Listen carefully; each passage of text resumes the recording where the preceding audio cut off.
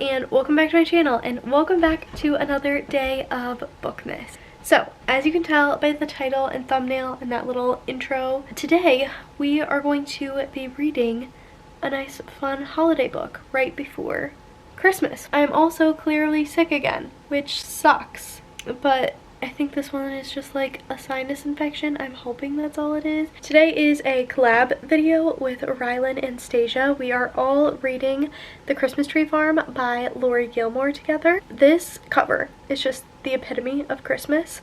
I was so excited to pick it up. I love all of the covers in this series. I have not read The Pumpkin Spice Cafe or The Cinnamon Bun Bookstore. I do have a copy of the first one on my Kindle, so depending on how this goes, I might go back and read the rest of the series. My initial plan was to read them all so that I could read them in order, but life happened, so that didn't happen. I wanted to pop in before I got too much farther into the book and give you some initial thoughts as well as kind of a synopsis of what's going on. We are following our two main characters. This is a romance, or as the tagline on the back states, a small town, spicy, festive romance. We are following our main character, Kira, who has just moved to Dream Harbor, which is the town that this takes place in, because her twin sister has now moved to Denmark with her husband. She's never really done anything on her own. She has a trust fund, she came from a lot of money, and so she decided to prove to herself that she could do something on her own, and that was going to be running a Christmas tree farm, even though she doesn't like Christmas. This Christmas tree farm is really run down. It needs a lot of love and renovations. The house itself is very cold, the windows are open, the boiler doesn't work, like the whole nine. And while she is running around on the Christmas tree farm trying to kind of take inventory and find a signal because it also doesn't have internet, she runs into none other than Bennett Ellis, who is the brother of, I believe, the female main character in the first book, because she owns the Pumpkin Spice Cafe. He is staying with her for the holiday season, and he runs into Kira, and then he gets roped in by the town mayor because the town mayor believes that there is something buried on this farm that they don't want Kira to just stumble upon. And they're also trying to get Kira more involved in the town because it's a small town, everybody knows each other. So he is tasked with going there since he has 3 dogs and she opened up to the dogs and she's not really opened up to anyone else. He has a really hard time saying no, so he says yes. He says yes even though their first encounter, Kira was really rude to him. I'm about 60 pages in now. Kira is still very rude to Bennett. He is the epitome of a pushover and a people pleaser. Rylan texted our group chat and she told us not to be mad at her for how she predicted rating this book. I've heard really mixed things about this. Kira so far is the epitome of a Grinch, and not in a fun way, mostly in she's just generally rude. And I went into this wanting to give her the benefit of the doubt, but so far I can't really picture everything she's saying in even a funny way. She's just rude. Not loving her. I'm very intrigued to see how this goes. I also think that Ben not being able to say no in the way that he's not able to say no, which is at all, is a little bit extreme. I'm still going to read it all the way through and see what I think, but I just wanted to pop in, give a synopsis, my initial thoughts, all of that. I'm sick, so we'll see how much I'm able to read tonight. Hopefully I'm able to feel better because this video has to go up on Monday. I have no idea how that's going to happen because it's Friday now, and I have a lot of stuff that I have to do this weekend. We're gonna get as much done as I possibly can. I've also heard that the audiobook is not great, so I'm very hesitant to pick that up because if I'm already not loving the physical book and the narrators aren't great, that's not going to bode well. I'm gonna continue reading and then I'll let you know what I think.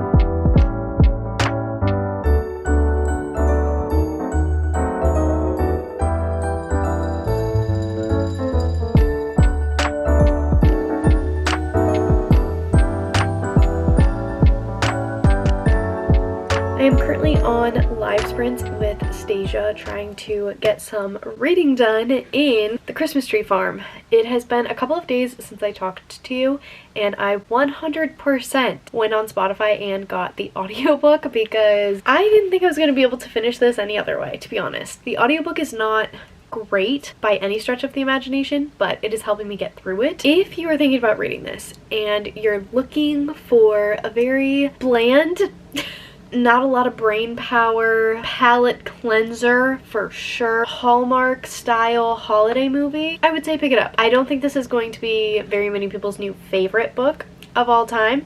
I don't think it's horrible, but it's time for an update because I'm about 75% of the way through. It's a very quick audiobook to get through. It's not super long. The book itself is only 350 pages. So we're still following our main character Kira and our main character Bennett. They've had more like encounters with one another. Bennett is still very much wanting to help Kira out, and Kira is at this point in the book warming up to him, but for such a long time she was still like very rude, cold, standoffish. Don't get me wrong, I don't think that if someone does something for you because they wanted to, you then have to like worship the ground that they walk on. I do, however, think maybe you should say thank you, depending on your relationship. Everyone's situation is different. If a random stranger like puts a cart away for you or something, I don't think the appropriate response is disgust.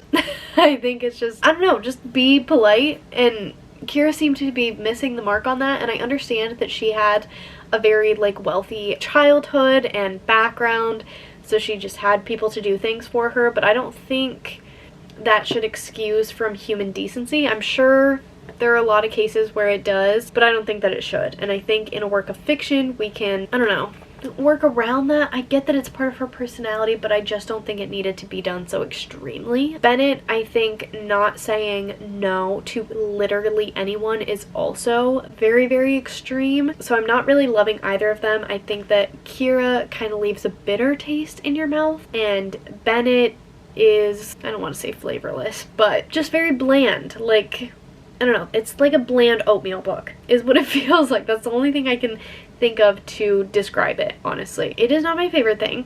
I am getting through it. I am going to finish it tonight, hopefully shortly. I have 2 hours of the audiobook left to listen to, and I'm listening to it on 2.3 times speed, so I'm thinking I can finish it shortly, hopefully within our next sprint. Like I've said a couple of times, it's not my favorite thing that I have read. So I will update you again with my final thoughts soon once I've finished the book. At the most, it's going to be like a 3-star. I don't know now if I want to continue on with the series, which I'm really bummed about because the covers are super cute. I really wanted to have these on my shelves. I don't even know if I will keep this one, to be 100% honest with you. It's just not my favorite, which I'm really bummed about. But I am glad that I read it because I have been curious about the series, so we'll see. Maybe I'll try the Pumpkin Spice Cafe and see if I like that one better. Maybe it's just the wrong book in the series to have started with, but I just wanted to pop in and give you guys a little bit of an update because I haven't done that yet. I also can't really film tons of B-roll with what I'm doing right now because the announcement comes out Friday, so I guess there will be 3 videos this week if everything goes to plan, so stick around for that if that's something you're interested in. I'm gonna go ahead and try to finish this up, and I'll check back in once it's done. It is so early. It is obviously the next day. It is the day that I am meant to be posting this. I woke up early to edit the vlog. I did finish the Christmas tree farm last night. I just was exhausted after that, so I went to bed, but we have some final thoughts. I guess we'll just start with my rating. I ended up rating it a 2.5 out of 5 stars. Maybe seems harsh, but I think after everything I said in the last clip probably isn't that surprising. I don't think it was the worst book I've ever read, certainly not the worst book that I've read this year. I just don't think that I did a lot. I don't think that I necessarily believed in the romance. I would have liked to have seen more vulnerability from Kira, a little bit more of a backbone from Bennett. Don't get me wrong, I love a hero that is willing to do literally anything for our heroine. I think it gets to a certain point where it's not quite believable. In order, I think, to pull off a very successful romance, you need to see the characters not only develop together but also individually, and I don't think we saw enough development for these characters individually. I said in the last clip that I didn't love the way that Kira was just rude, and I know that that was part of her personality,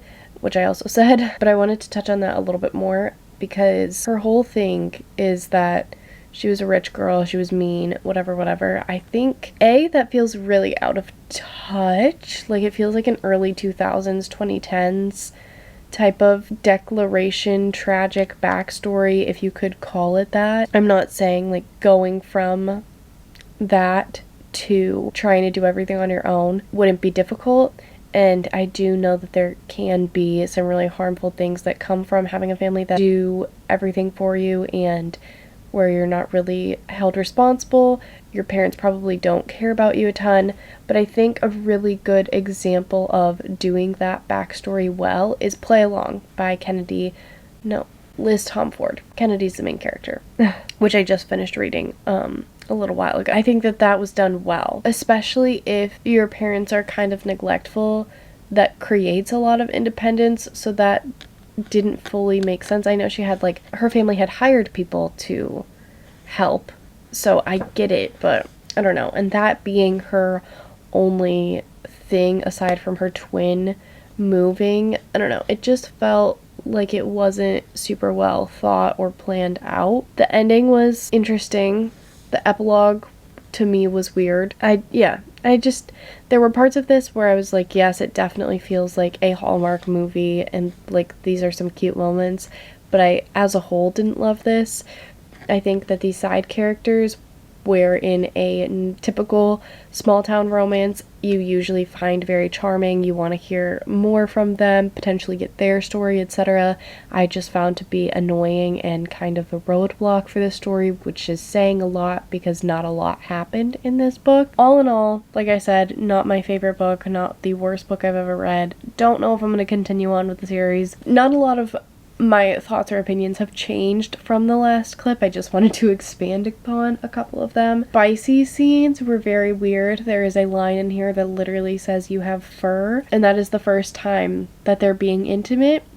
That was like a weird line to me, which I didn't catch. Stacia did, and she sent it, and when I heard that, I like flipped back, and that is definitely something, like, had I heard it, would have taken me out of the story. Yeah, I don't know if I'll be continuing on with the series, which, like I said, really bums me out because I wanted to love this so much, and I think that's where the minimal amount of frustration that I have comes from, because I wanted to like this so much, and I did have, I don't want to say high expectations, but I was anticipating this being at the lowest of 3, and it is a 2.5, so somehow it exceeded those expectations and in the wrong way. That is it. I did have fun reading this with my friends. Sometimes it is fun, I think, to read a book that is not necessarily quality and be able to talk about it with your friends, so I enjoyed the experience of being able to chat about it with them. I think next time we will pick a different book.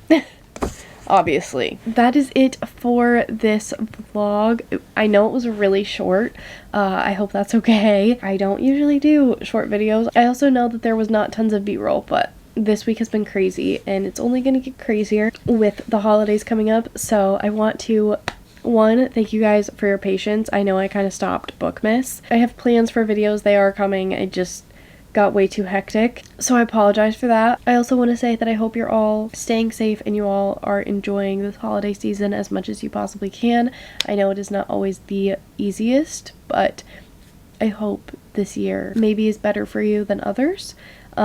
Whatever you celebrate, if you celebrate anything, I hope you all have a wonderful, safe, happy, healthy holiday season. I love you all so much. I hope that you guys enjoyed this video. I hope you're doing well reading, mentally, and otherwise, and I really hope to see you all in my next video on Christmas, if this goes well. If it doesn't, then Friday will be the latest, but we're aiming for Christmas. So I'll see you guys then. Bye.